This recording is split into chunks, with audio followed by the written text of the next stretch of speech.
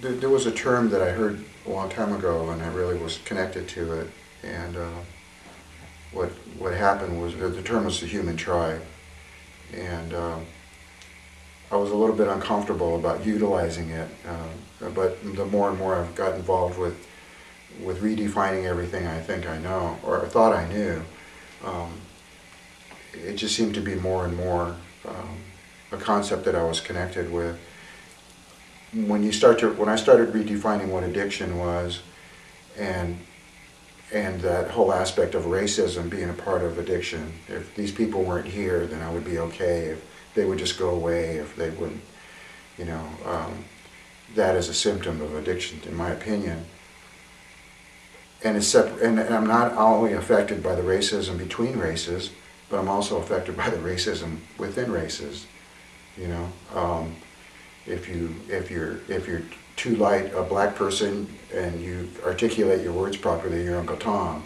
If you're Hispanic and you don't speak Spanish, then you're a coconut, and all these different aspects of just separation of, you know, brown on the outside but white on the inside of the coconut thing. And it was just very frustrating for me because, you know, what I really, really wanted to, and what I was looking for, oddly enough, in the late 60s and early 70s, was the concept of unity and the concept of brotherhood and the concept of loving one another.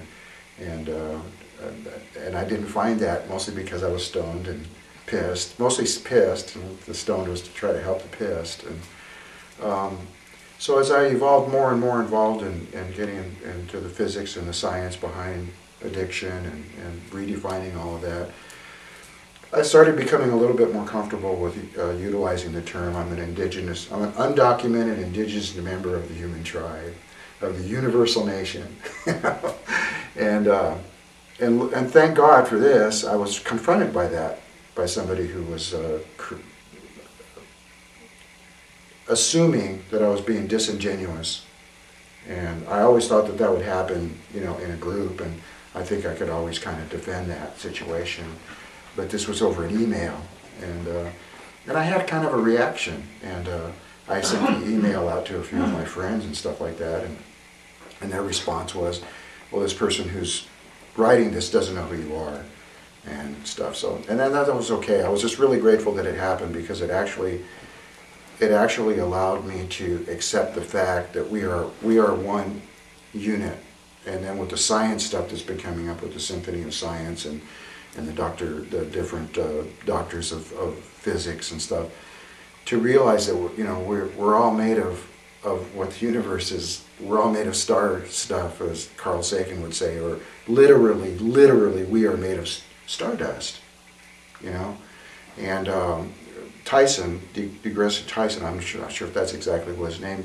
I think he just words it really well when he says that we're all connected to each other biologically, to the earth chemically, and I don't know if that's exactly the right term, but to the universe atomically. And he's very animated in one of his talks. He just wants to grab people on the street and say, "Have you heard this?" You know, and I'm excited about that lessening the fractioning off of all who we are and becoming one unit. And the only way I can do that, the only way I can change the universe in any way, is to change this universe. And to change that universe will affect somebody else. And then that will affect somebody else, which is the same energy that it took to find somebody who used. You know, it's just utilizing a different energy that promotes something more beyond just trying to get out of myself to feel better. So I'm more comfortable now with the human tribe concept, because I believe that we are all together, and we are one organism, and that's a concept I never really understood before. You know, I've heard scientists and people talk about that, but we are. You know, genetically we are all one element, just like every star that seems like it's separate, billions and millions of miles away from itself, are still collectively part of the same system. Well, we're all stars, and we're all part of the same constellation, or the part of the... And what's interesting about that is that we focus so much on the big stuff, you know, this body, you know, but it's the little stuff that connects us. You know, Carl Sagan said, is that the beauty of of an atom and a living being is not the atoms, but the way that the atoms are put together. And so even though we're all part of this human tribe,